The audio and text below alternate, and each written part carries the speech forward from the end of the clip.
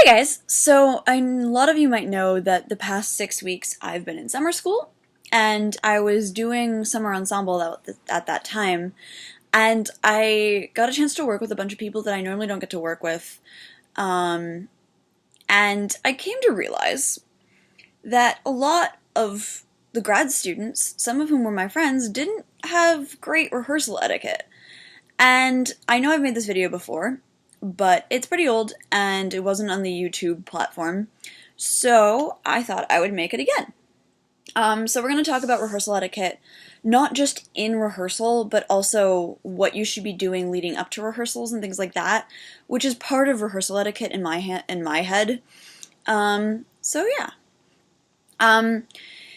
This is very different for high school ensembles just because of the way they're run, but like most of the things I'm going to say are going to cover all forms of ensembles, including professional ones.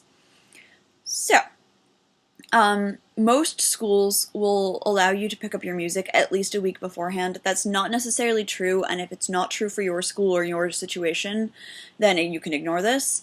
But if your school gives you the opportunity to pick up your music beforehand, pick it up like the day it comes out. That doesn't mean you have to look at it the day it comes out, but just go pick it up. They have records of who picks up their music and when, and you don't want to be that one person that picks it up 20 minutes before the first rehearsal, because they'll see it, and they're not going to be super happy about it. So if you can't get it the day it comes out, make sure that you make a point of going to get it like within a day or two of the music coming out, and definitely don't pick up your music the day of the first rehearsal. Just don't do it. That being said, you should look at your music beforehand. You don't have to practice it necessarily, but like go through, find some, if you have a solo, practice that. If you find something that's going to be really, really tricky, or a piece that's really difficult, or something that you just know that sight reading isn't going to be an option, look at it. Take the time to listen to a couple recordings, hear where like your section is going to be really exposed, and mark all of that in. Like, do your prep work. So that way when you're going into the first rehearsal, you're not actually sight reading. You might not know all the notes, but you know the sections where it's going to be really obvious where you know all the notes.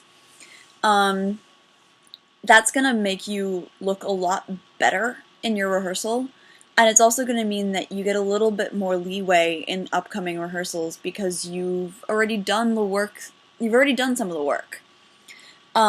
That being said, if you want to go ahead and practice all the parts and really know it down, that's the best option, but we don't always have time to do that, especially as a music major. So just having the idea of like, okay, this is a solo, I need to practice this, this looks really, really difficult, I want to get this into my fingers, my section's really exposed here, so I should really know all the notes here, or else it's going to sound really stupid, and things like that.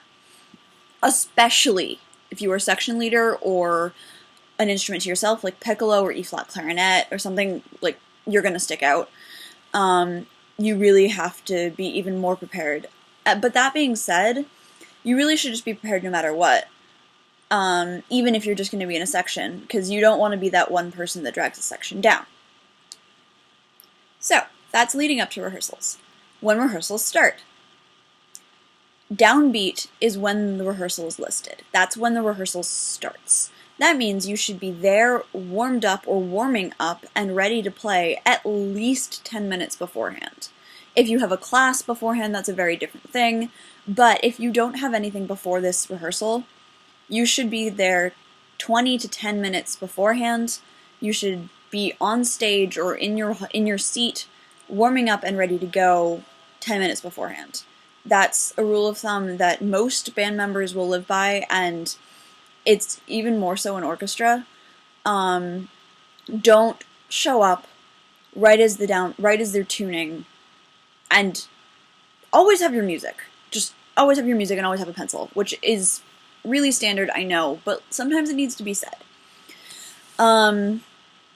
So if you show up right at downbeat, that's really, really rude, first of all, and second of all, it means that you aren't actually prepared, because part of being prepared for a rehearsal is being warmed up and being ready to perform to your, like, all of your abilities. So, in rehearsals and trains, Sorry. But in rehearsals, you want to get there early. Again, if you have a class or something like that, make sure that your conductor knows. But obviously that's a different story. You can't really fit your schedule around rehearsals all the time. Mark things that your conductor and your section leader are telling you, which is why you always need a pencil. But, like, don't just assume that you're going to remember things, especially little stylistic things. You're just going to forget them for the next rehearsal, and if you have them marked or written in, or some kind of notation in your music, do it. However, never use pen. Don't piss off your librarians. The librarians are your friends.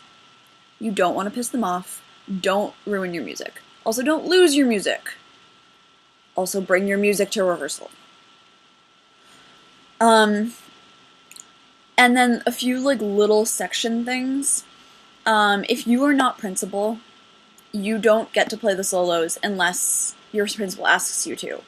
But don't practice the solos around your principal. Don't tell your principal what to do on the solos unless they specifically ask you for input. Like, your section leader is the section leader. And you have to defer to them even if you think they're wrong or you don't think that they're doing something exactly correctly or they're out of tune. It's the same deal with, like, playing second or things like that. You really just have to defer to your principal. And there are tips and tricks and to get around that where you can kind of take the blame yourself. And I've talked about that in a couple other videos, including the playing second video. But just know that your section leader is in charge, and if they tell you something, you have to do it, and if they're doing something, you have to match them. That being said, if you feel like someone in your section isn't really doing what they need to, you can pull your section leader aside and be like, hey, can you possibly talk to this person? They're doing this, and I don't think it's really appropriate, blah, blah, blah. So it's less, like, don't take the, you shouldn't be doing this yourself, but you can kind of mention to your section leader that maybe they should say something. And also ask questions in rehearsal. If you think there's a wrong note, or you aren't sure, like, there's a rhythm wrong in your part, or you're not totally sure what your conductor is asking you to do, ask questions. That's totally acceptable. But, like, be nice about it, and you might want to do it after rehearsal or something like that. Don't take up rehearsal time. But yeah, basically it's be respectful, be prepared, and be on time. Those are, like, the three major tenets of ensemble rehearsal etiquette. And unfortunately, there are a lot of people in the world who don't follow these three tenets, but I'm hoping that you guys will start doing that, and there'll be better ensemble members in the world. So yeah, as always, if you guys have video ideas, let me know. I am heading to Toronto on Saturday, so next week will be a normal video. If I can round up some guests, we might have a special video with some people that I know in Toronto, and if not, then we'll have a normal video from a random place in Canada. And then, for those of you guys that don't know, when I do festivals, I don't do my traditional videos. You'll get 3 or 4 a week, and it'll be more vlog style, really short, like, hey, this is what I'm doing with my life, hey, this is what I'm doing with these people, It'll be more just life updates and live vlogging of my festival experience. So after next week, there won't be normal videos until I get back to Bloomington in August. So yeah, I hope you guys have a great week, and I will see you next week.